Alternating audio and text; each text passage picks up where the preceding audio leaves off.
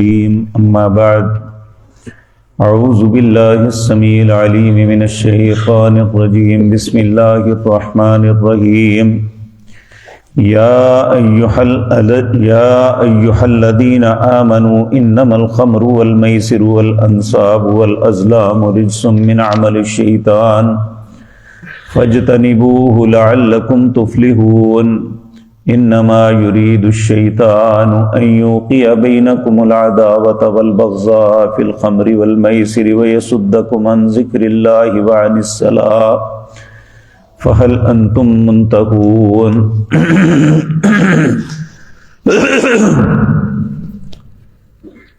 حضرات محترم، یہ وہ آیتیں ہیں جس میں اللہ رب العزت نے 4 چیزوں پہ مطلقاً مہر لگا دی کہ یہ بالکل تم پہ حرام ہے، اور یہ بات ذہن میں رکھیں، نبی کریم صلی اللہ علیہ وسلم کی آمد سے پہلے اس معاشرے کے متعلق قرآن کریم کئی مقام پہ یہ بات کہتا ہے وَإِن كَانُوا مِن قَبْلُ لَفِي ضَلَالٍ مُبِينٍ، اس سے پہلے وہ سب کے سب کھلی گمراہی کے اندر تھے، اور یہ 4 گناہ اس معاشرے کی ہر مجلس کا حصہ تھے۔ وہ کیا تھے؟ شراب پینا، نشہ کرنا، جوا کھیلنا، اور غیر اللہ کے نام پہ ذبح کرنا، لاٹریاں نکالنا، یہ 4 چیزیں اس معاشرے کا حصہ تھی۔ چونکہ نشہ ایک ایسی خباثت ہے، جس شخص یا جس قوم کو اس کی لت پڑ جائے تو یہ فوری طور پہ نہیں چھوڑ سکتی، اس لیے اس کے متعلق اللہ نے بتدریج حکم دیے۔ پہلا حکم ہم سورت بقرہ میں پڑھ کے آئے تھے، اللہ نے کہا اس میں تمہارے لیے نقصان ہے، کچھ نفع بھی ہیں۔ پھر دوسرا حکم سورت آل عمران میں آیا یا ایھا الذین آمنوا لا تقربوا الصلاۃ وانتم سکارى، اے ایمان والو جب تم نماز کے لیے کھڑے ہو تو نشے کی حالت میں نہ کھڑے ہونا۔ یہ دوسرا حکم تھا، اور ایک دن میں 5 نمازیں فرض تھی، اور یہ نشہ جو ہے یہ جلدی سے چھوٹتا بھی نہیں ہے، انسان حواس میں نہیں آتا، تو نماز نہ پڑھنا یہ مسلمان کے لیے ناممکن تھا۔ تو یہ پابندی لگا کہ نماز کی حالت میں، جب نماز پڑھو تو نشے کی حالت میں نہ ہو۔ تو کچھ لوگ جو دانا اور عقل مند تھے وہ محتاط ہو گئے، اس کے باوجود لوگ کچھ نہ کچھ اس معاملے میں ملوث تھے۔ تو حضرت عمر رضی اللہ تعالی عنہ نے اللہ سے دعا کی، اے اللہ اس معاملے میں کوئی شافی حکم نازل فرما۔ وہ 19 حکم جو قرآن کریم کے اندر آتے ہیں، جن کے متعلق ائمہ مفسرین نے لکھا ہے کہ سیدنا عمر رضی اللہ تعالی عنہ نے جو سوچا، جو کہا، اللہ نے اس کے مطابق حکم نازل کیا۔ ان 19 مقام میں ایک یہ بھی بات ہے کہ اللہ نے یہ آیت اتار کے نشے کو مطلقاً حرام کر دیا۔ یہ 4 چیزوں میں پہلی چیز ہے خمر۔ نبی کریم صلی اللہ علیہ وسلم نے کہا کل مسکر خمر، ہر نشہ کرنے والی چیز خمر ہے، وکل خمر وکل مسکر حرام، ہر خمر اور ہر نشے والی چیز حرام ہے۔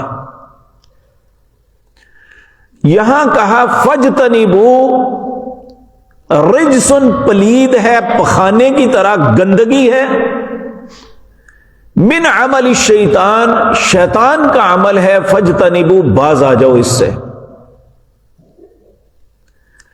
بدقسمتی یہ ہے کہ امت کے اندر بعض فقہا نے خمر صرف اس شراب کو کہا ہے جو انگور سے یا کھجور سے نچوڑی جاتی ہے. اس کے علاوہ اگر کسی چیز کی شراب بنائے تو اسے خمر نہیں کہتے اور اس پہ حد بھی نہیں لگاتے. یہ رستہ کھولا امت کے لیے ان بد نصیبوں نے. شاید ان کی نیت کیسی تھی اللہ ہی جانتے ہیں. وہ دنیا میں نہیں ہے, کسی کا نام نہیں لیا جا سکتا, اللہ کے ساتھ معاملات ہے کہ اس کی وجہ سے امت کے اندر یہ خباثت آج تک موجود ہے. لوگ مختلف طریقوں سے نشے کرتے ہیں. کوئی سگریٹ کے نام پہ نشہ کرتا ہے, کوئی شیشے کے نام پہ نشہ کرتا ہے, کوئی پان کے نام پہ, کوئی نسوار کے نام پہ, الی حد القیاس مختلف طریقوں سے, کوئی بھنگ, کوئی چرس, کوئی کھانسی کے شربت جو ہے جس میں افیون ہوتی ہے اس سے نشہ کرتے ہیں, کچھ انجیکشن لگا کے کرتے ہیں. یہ سب کے سب کل مسکر خمر, ہر وہ چیز جو نشہ پیدا کرتی ہے وہ خمر ہے, اور ہر خمر حرام ہے. کتنی حرام ہے؟ نبی کریم صلی اللہ علیہ وسلم نے فرمایا جس نے زندگی میں 3 مرتبہ نشہ کیا کسی بھی چیز کا. آج کل خصوصاً بچوں میں یہ پھٹکار بہت زیادہ ہے کہ کالجز, سکول, حتیٰ کہ مساجد, مدارس کے بچوں تک یہ خباثت پہنچی ہوئی ہے. وہ دیوس اور بے غیرت لوگ ہیں جو ان بچوں کو ان رستوں پہ چلاتے ہیں. نبی کریم نے فرمایا جو 3 دفعہ نشہ کرتا ہے توبہ نہیں کرتا, اللہ پہ حق ہو جاتا ہے کہ اسے طینت الخبال پلائے. پوچھا یا رسول اللہ طینت الخبال کیا ہے؟ آپ نے فرمایا جہنمی جب جہنم میں جلیں گے ان کے جسم سے جو پیپ اور خون رسے گا,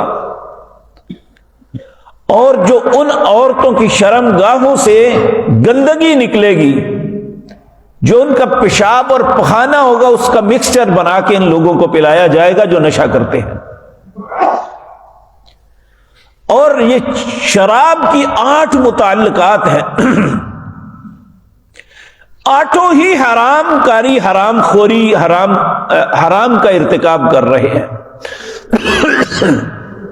آپ نے فرمایا شراب پینے والا, شراب بنانے والا, شراب بیچنے والا, شراب سرو کرنے والا, یعنی کسی کو پکڑ کے دے دی کہ وہ کسی ہوٹل میں کام کرتا ہے, صرف اس نے سرو کر کے دے دی. جس طرح شراب پینے والا حرام خور ہے, یہ بھی حرام خور ہے.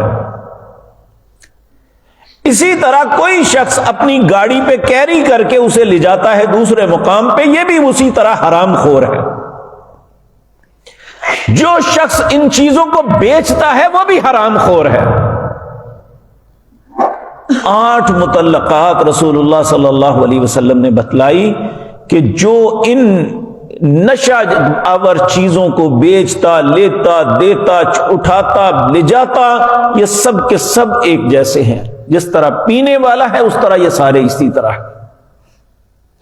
آج بہت سے لوگ کہتے ہیں یہ ہمارا کاروبار ہے جی, نماز اپنی جگہ, یہ اپنی جگہ. واللہ باللہ سمت اللہ, جس کا رزق حرام ہے اس کی نماز ہے ہی نہیں. جس کا رزق حرام ہے اس کا روزہ ہے ہی نہیں. جس کا رزق حرام ہے اس کا حج عمرہ ہے ہی نہیں.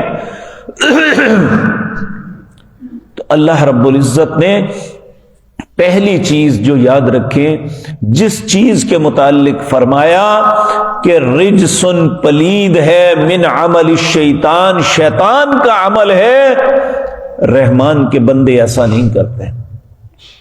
فجتنبو, اس سے باز آ جاؤ. یہ پہلی چیز اس آیت کے اندر ہے جسے حرام کیا گیا. دوسری جوا. جوا کیا کیا ہے, کن کن چیزوں سے جوا ہوتا ہے, اللہ نے زندگی اور توفیق دی تو انشاءاللہ آئندہ مجلس میں عرض کروں گا. اقول قولی ھذا واستغفر اللہ.